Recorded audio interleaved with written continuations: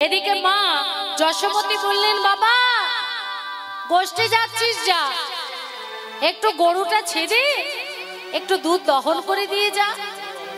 তাই গৌর হরি বল। ও মা, গরু ছাঁচবে কি মা? হ্যাঁ, দুষ্টু গরু, সেই গরু ছেড়ে দুধ দহন করা। অনেক মায়ের বাড়িতে গরু আছে, বাবার বাড়িতে আছে, আপনারা জানেন। হ্যাঁ, তা আজকে গোবিন্দ তিনি ওই যে এক ঝলক রাধারানীকে দর্শন করেছে, আজকে তো শুধু রাধারানীর বদনখানাই তার চোখের সামনে ভাসছে। এবার গাভী মনে করে যখন ওই ছাদা মানে দড়ি দিয়ে বাঁধতে গেছে, সেখানে গাভীটা সরে গেছে আর একটা কালো সাদা ষাঁড় এসে দাঁড়িয়ে পড়েছে। আর গোবিন্দ কি করেছে, ওই ষাঁড়ের পায়ে দড়িটা বেঁধেছে। এবার যেই না দহন করতে যাবে, দুধ দুইতে যাবে, সঙ্গে সঙ্গে ওই ষাঁড়টা এমন হ্যাচকা দিয়েছে, আর আমার গোবিন্দ পড়ে গিয়ে চিৎকার করে কেঁদে বলছে, ওরে সুবল রে, ওরে আমার ভাই সুবল, আমার ভাই সুবল, ওরে সুবল রে, আমার প্রেম ময়ূরাই আমাকে একবার মিলাই দে। প্রেমময়ী রাইকে এনে আমায় একবারে মিলায়ে দে। যেই না আমার গোবিন্দ বলেছে আমার প্রেমময়ী রাইকে মিলাই দে, সুবল বলছে সমস্ত মানুষের আপন আপন চিন্তা, আর তোর শুধু তোর রাধারানীর চিন্তা। হ্যাঁ, বলি আগে দুধটা দহন কর, তারপর তো। গোবিন্দ বললেন, ওরে সুবল রে, তুই হলি আমার ভাই, যদি মিলা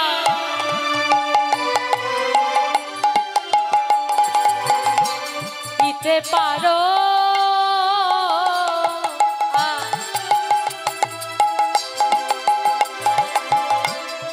আনিয়া তাহারে, তুমি যদি মিলা দিতে পারো,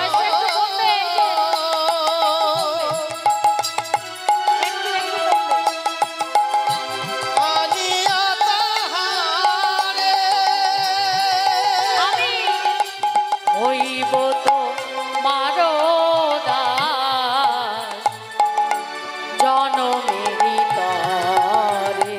আমি হইব তোমার দাস জনমের তরে। হইব তোমার জনমেরি তরে। আমি হইব তোমার দাস জনমের তরে। বলি আমি যেন তো দাস হব ভাই, আমি যেন তো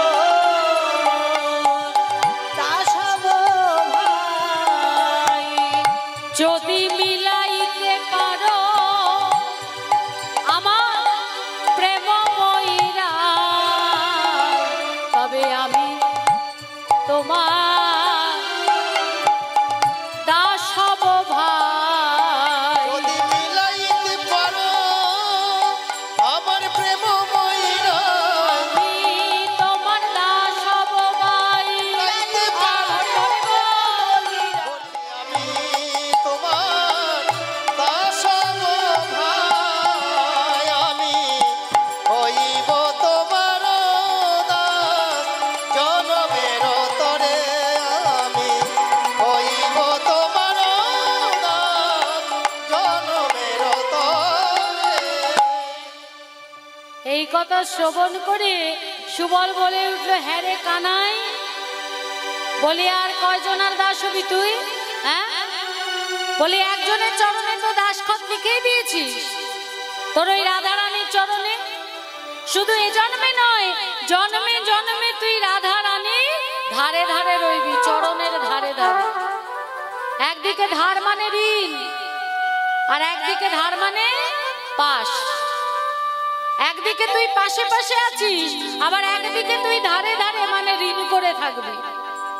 তার কতজনের তুই দাস হবি ভাই, একবার বল দেখি। তা গোবিন্দ আমার কি করলেন?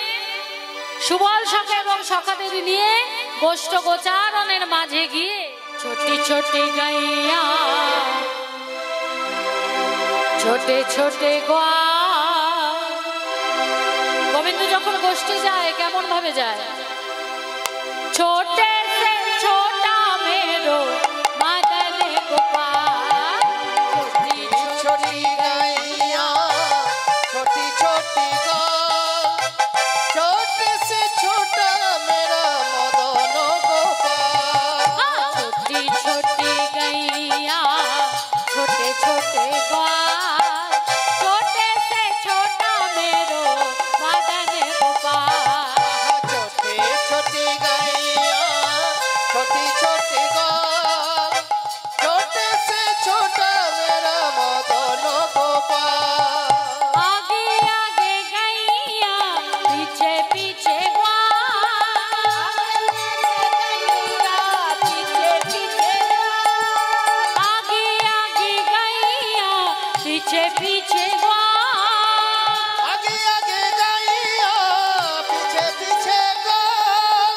আগে আগে গাইয়া পিছে পিছে গোয়াল, মানে আগে আগে রাখা গরু যাচ্ছে আর পিছনে রাখালরা, আর মাঝখানে আগে আগে গাইয়া পিছে পিছে গোয়াল, आगे आगे गैया पीछे पीछे गाल।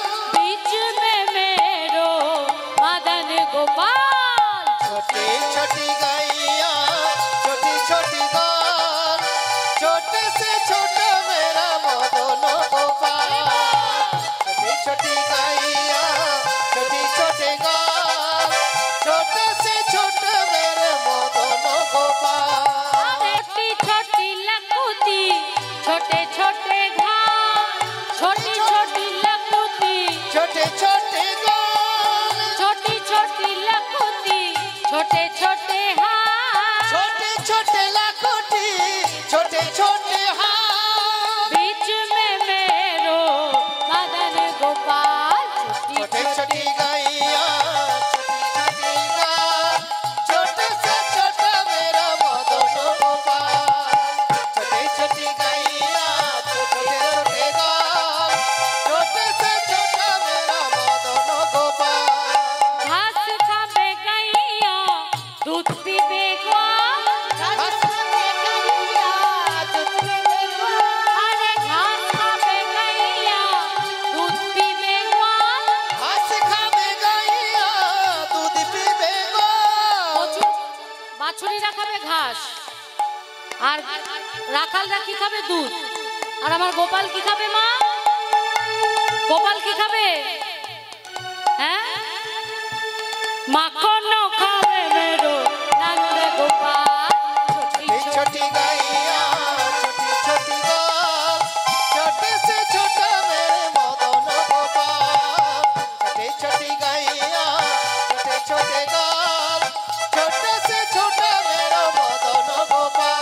अरे छोटे से छोटा मेरो मदन गोपाल, छोटे से छोटा मेरा मदन गोपाल। और छोटे से छोटा मेरो मदन गोपाल, छोटे से छोटा मेरो मदन गोपाल। তা প্রাণ গোবিন্দ আমার সখাগণ আর ধেনুবৎস নিয়ে চলেছে কোথায়? না, গোষ্ঠ গোচারণের পথে। আজকে গোষ্ঠের মাঝে সখাগণ নিয়ে খেলা করছে, আর খেলা করতে খেলতে প্রাণ গোবিন্দ আমার আজি সুবল সখারে লইয়া সঙ্গে, সুবল সখারে লইয়া সঙ্গে, সুবল সখারে লইয়া সঙ্গে, সুবল সখারে লইয়া সঙ্গে। ধুবনে যাইয়া বসিল রঙ্গে, ধুবনে যাইয়া বসিল রঙ্গে, ধুবনে যাইয়া বসিল রঙ্গে, ধুবনে যাইয়া বসিল রঙ্গে।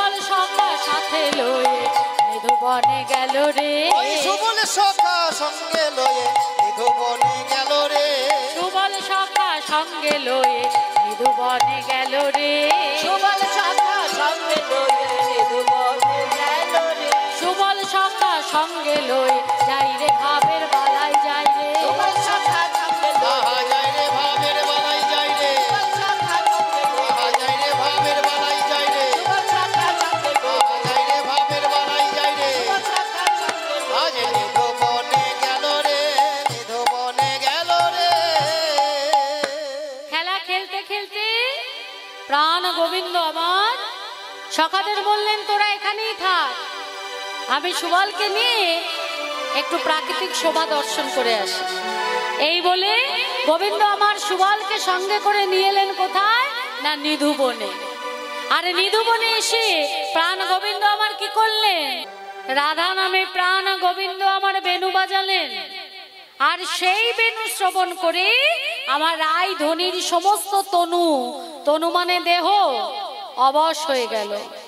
রাধারানী বলছে ওরে সখী রে, ওরে সখী রে বলি বধূ আমার বেণু বাজিয়েছে, আজকে যমুনায় জল আনতে গিয়ে আমার বধূর বদন তো ভালো করে দর্শন হয় না। দর্শন হয় না।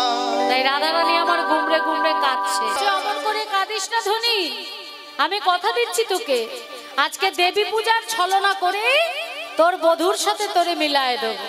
তাই গোবিন্দ যেই না বেণু বাদন করেছে, আর সেই বেণু শ্রবণ করে আমার রাধারানীর সর্ব অঙ্গ অবশ হয়ে যাচ্ছে। রাধারানী বলছে এই নিশীতে কখনো তো আমি ঘরের বাইরে যাইনি, আমার বধূ যে বেণু বাদন করলো, আমি আমার বধূর কাছে যাব কেমন করে? সখীরা বলছে কাঁদিস না রায়, কাঁদিস না, হ্যাঁ? কাঁদিস না রায়, আমরা দেবী পূজার ছলনা করে তোর সঙ্গে তোর বধূর মিলন করায় দেব। তাই রাধারানী কি করলে, ধ্বনি শুনে রাধা ধরিল অঙ্গে, ধ্বনি শুনে রাধা ধরিল রঙ্গে, সখী গণ সাথে করিল সঙ্গে, সখীগণ সাথে চলিল সঙ্গে, ছুটে এসে রাই ধরিল গলে, ছুটে এসে রায় ধরিল গলে আজ ছুটে এসে রাই ধরিল গলে। আহা ছুটে এসে রাই ধরিল গলে। এই পুরো পদটি যে পদকর্তা রচনা করেছে, যার জন্য আমরা এই পদ পেয়েছি বাবা, আসুন সবাই মিলে তাকে একটা প্রণাম করি। আমি নামটা বলবো, একসাথে সবাই মিলে প্রণাম করবেন। এতে কি হবে না, আপনাদের সকলের প্রণাম আমাদের প্রণাম তার চরণে গিয়ে পৌঁছবে, আর তিনি ভক্তি দান করবেন। তাই সবাই মিলে আমরা প্রণাম করব। চৈতন্য দাস যাই